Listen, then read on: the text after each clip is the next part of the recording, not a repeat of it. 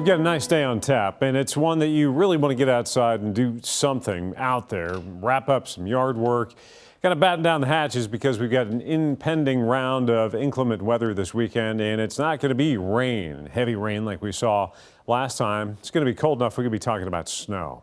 This is what it looks like through our Financial Center live WeatherBug camera downtown Lexington. The MaxTrack, good news, it's clear, and there is rain across the deep south, down around Florida, far south, but this is what we're keying in on, a wave of low pressure and snow across parts of Kansas, rolling in towards Kansas City.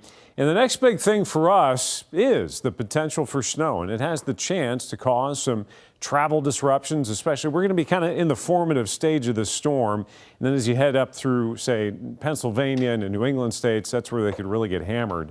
But we'll have our own issues here as far as accumulating snow and gaining confidence as far as some bands of moderate to even heavy snow getting going tomorrow night into Saturday morning.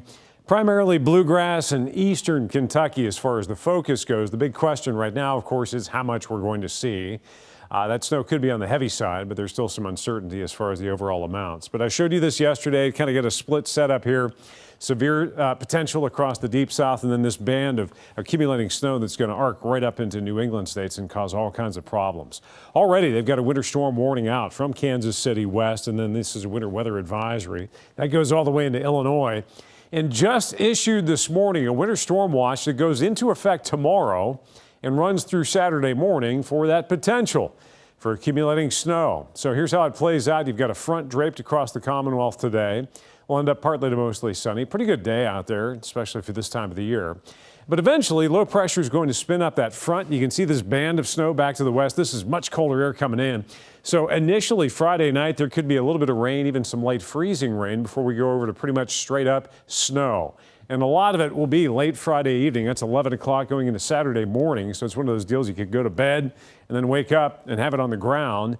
By breakfast, a lot of it will be rapidly pulling east and out of here. But the potential is there to see inches of snow. This is not a specific amount forecast. This shows the probability of a certain threshold. And this shows snow greater than 3 inches. And we've got a pretty high probability of that from the bluegrass into eastern Kentucky. Notice how rapid, how sharp the cutoff is to the west, that gradient. That's the one that can always burn you as far as forecasting snowfall amounts, but there will be a sharp cutoff between the haves and have-nots on the western edge of that precipitation. If we broaden it out and up the ante, snow greater than 6 inches, yeah, those numbers drop off drastically.